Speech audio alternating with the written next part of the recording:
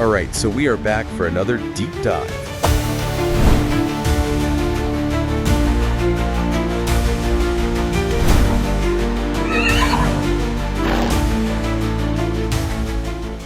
All right, so we're back with another deep dive, and this week we're going to be looking at the V86 predictions for the final round before Christmas. Big one this week?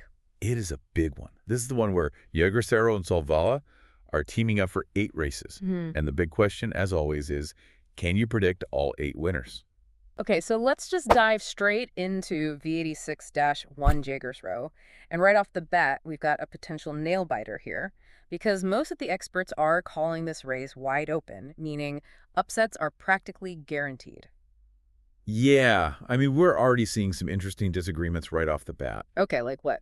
So I got to go instead. Oh, wow. Okay, so we already got a little bit of a... Head-to-head. Yeah, head-to-head action. And then, and to make things even more complicated, is suggesting that Johann Untersteiner, who's driving Schurfeld's Diamond, Right. might actually hand over the lead strategically. Oh, wow. So, Interesting. you know, I can see why this race is causing so much debate. Tactical game, nobody wants to show their hand too early, but, you know, it makes you think who's going to make the first move. Right, exactly. And while everyone's focused on those potential frontrunners, bring him up an interesting dark horse, Hennessy Joy. Hennessy Joy. Yes. Tell me more. I love a good underdog story. Right. What's up with Hennessy Joy? He's had kind of steadily improving performances recently, and he's got a strong track record when wearing shoes, which is a factor in this race. Shoes, huh? I guess it really is all about the details in these races. How are you approaching V86-1? Honestly, this one, I'm kind of leaning towards spreading my bets a little wider than usual. Oh, we're The potential for a long shot winner here Yeah, is just too high I see your point. to ignore. It's definitely not a race for the faint of heart. Not at all. Okay, so let's shift gears and head over to Solvalla for V86-2. And here we have Jeremiah Sisu as the clear favorite, and there's always a...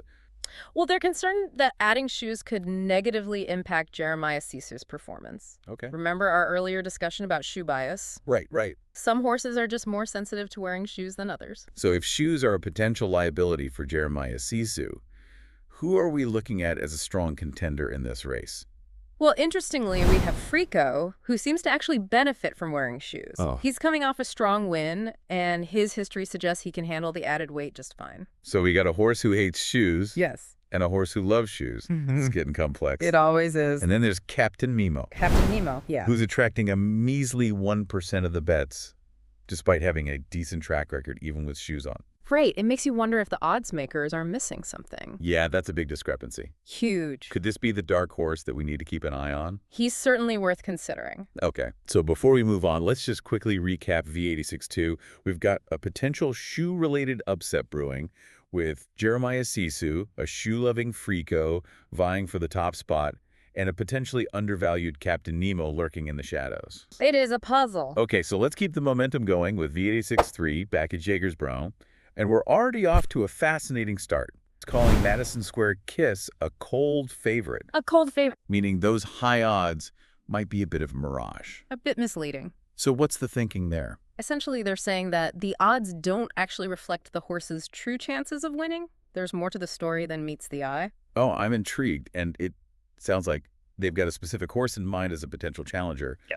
They mentioned Michelle W. Yes, Michelle W. Right. And they're actually drawing a parallel to Oviedo Base, that recent surprise winner, Right. suggesting that Michelle W. might be similarly underestimated due to her limited racing history in Sweden. So they're looking for another underdog story to unfold. Mm. But is there any substance to this theory? I mean, Michelle W. seems to be facing some pretty stiff competition. So we've got a potentially cold favorite and a rising star with a confident trainer. Is there anyone else we need to be aware of in this race? Well, Nadja Hart is also emerging as a contender thanks to recent strong performance, and the smaller field size in this race could actually work to her advantage as well. So yet again, we have multiple contenders with compelling arguments in their favor. It seems like choosing a single winner is nearly impossible. It's a tough one for sure. This is a real handicapper's challenge. Okay, so before we get too deep into betting strategies, let's just take a quick breather and recap V86-3. Okay, so we've got Madison Square Kiss, who might be a colder favorite than we think. We've got Michelle W., this kind of up-and-comer with a trainer who's really confident in her. And then we've got Nadja Hard, who has been performing pretty consistently and might benefit from that smaller field. V86-4 takes us back to Solvalla, and this one's shaping up to be a real wild card. A filly race with a standing start and a bunch of inexperienced horses in the mix talk about a recipe for chaos. Oh, yeah. This is one where, all our careful analysis might just go out the window. So how do we even begin to make sense of this chaos? Are there any clues we can glean? Is willing to take a chance on Love Bites. She's shown some promise in recent performances, and he thinks she has a good shot at grabbing an early lead. Interesting, a potential front-runner to watch for. What are the other experts saying? They're favoring Maharani GB based on her impressive win from a difficult starting position last time out. So they're prioritizing a horse with proven resilience. Hmm. I guess that makes sense given the challenging conditions of this race. Exactly. And amidst all this talk of favorites, we can't forget about the dark horses. Rocket Queen is generating some buzz because her trainer's been on a hot streak lately. So if she can navigate that early chaos and avoid any trouble, she could be a real contender. Okay, so we've got a potential front runner, we've got a resilient contender, and a dark horse with a winning trainer. This is definitely one of those races where anything could happen. Yeah, you just got to trust your gut on this one. All right, let's move on to V86-5 at Jägersro. And here we seem to have a bit more clarity. Matteo Di Quattro is the overwhelming favorite. Are we finally getting a break from all the uncertainty? I don't know about that. Matteo Di Quattro is in top form, no doubt about it. But the shorter distance in this race might not play to his strengths. Okay, so there's a catch. There might be a slight catch. What is it? Well, we have to remember his affinity for the American sulky. Matteo Di Quattro seems to thrive with this type of sulky, so it's definitely something to keep in mind. Okay, so Matteo Di Quattro is the favorite, but the shorter distance and the sulky situation add a layer of complexity. Are there any other horses worth considering in this race? We keep an eye on Running Cola. Okay. He's been improving steadily under new training, and if the favorite falters for any reason, he could be a valuable backup option. So Runnin' Cola is our potential spoiler in this race. What about the other contenders? Are Frankie Godiva and Henrik Will completely out of the picture? I mean, they're definitely long shots, but as we've seen, anything can happen. They'll need a near-perfect performance to challenge the top two, but it's not entirely out of the realm of possibility. Okay, so we've got a strong favorite with a sulky twist, a potential upset brewing with Running Cola and a couple of long shots, hoping for a miracle. Let's move on to V86-6 at Solvalla. And I gotta admit, I'm a little bummed about Hanky Panky Slander. I was really rooting for him last time, but that unfortunate gallop ruined his chances. Those driver decisions can really make or break a race. So is Hanky Panky Slander's reputation tarnished after that mishap, or is there still hope for a redemption story?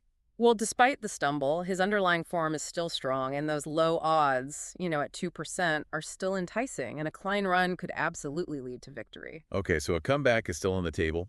Botnas Lady. Botnas Lady, yes. They're really excited about her significant drop in odds.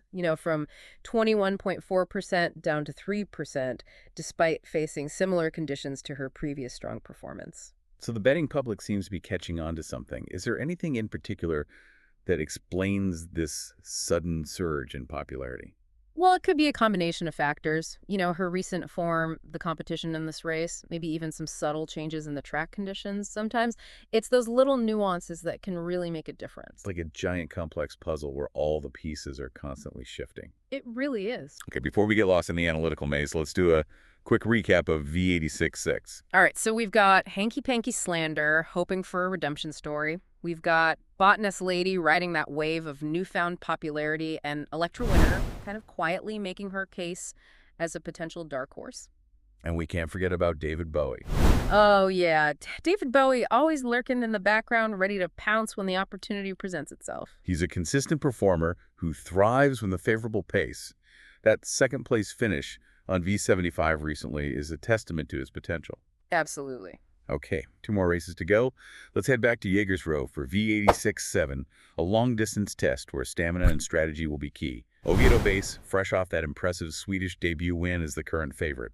But will he be able to maintain that momentum over this longer distance? That's a good question. The longer distance and his starting position could present some challenges. So who are the main challengers looking to dethrone the reigning champion? Well, Captain Kronos is a name that immediately jumps out. Hi. He has immense potential, but he needs to bounce back from a recent disappointing performance. So a potential redemption story brewing there as well. Yes. Another horse to watch, Backer TR. Packer TR, yes. What's the deal with Backer TR? He's been impressed with his recent form under new training, and he thinks this long-distance race could really play to his strengths. So we've got the returning champion, a potential comeback kid, and a dark horse with newfound strength. This is shaping up to be another exciting race. It is, and we can't forget about Kyrie Layson, who's attracting attention with those really low odds at 3%, despite a strong recent performance. Ah, yes. Another case of potentially misleading odds. It might be. What's the catch with Kyrie Layson? Well, the main concern is the shoes. Oh, not the shoes again. The shoes, yes. The potential negative impact of shoes on his performance. All right, let's wrap up V86.7. Before we move on to the grand finale, we've got Oviedo Base hoping to defend his title, Captain Chrono seeking redemption, Backer TR surging with newfound strength, and Kyrie Layson trying to defy the potential shoe disadvantage. It's a race that is sure to keep us on the edge of our seats. And finally, we arrive at V86.8 back at Solvalla for one last showdown, Frankie Bahia. They are all in on Frankie Bahia. Why? They're still fired up about his last race where they felt he could have won with a more aggressive approach. Okay. They're incredibly confident in his abilities, citing his strong form, his suitability to the track conditions they believe he can win, even from a wide starting position given the, relatively weak competition. Wow, that's a bold prediction. Are they completely dismissing the other contenders? Well, they do acknowledge Star Royal Mark as the main challenger, recognizing his good recent form, but they still believe he's a step behind Frankie Bahia in terms of overall ability. So it sounds like a two-horse race, with Frankie Bahia holding the clear advantage. Well, Neftis Boko is worth mentioning. She has an undefeated record when she takes the lead, Oh, wow. which makes her a dangerous contender if she can get out in front early. So a potential spoiler with a specific condition for success. It really does add another layer of intrigue to this final race. It's a fitting end to a V86 round that's been full of twists and turns and surprises. Absolutely. We've seen favorites falter. Yeah. We've seen underdogs rise, and those pesky shoes just keep playing a role in the outcomes. It's been a wild ride. It really has. So as we wrap up our deep dive into this V86 round, remember to challenge those assumptions, look for those hidden gems, and don't be afraid to trust your instincts. Yeah, who knows? Maybe you'll be the one discovering the next Oviedo base or Frankie Bahia. And with that, we come to the end of our V86 deep dive. We've covered a lot of ground, analyzed a ton of variables, and hopefully given you guys everything you need to make those winning bets. Good luck, everyone, and enjoy the races.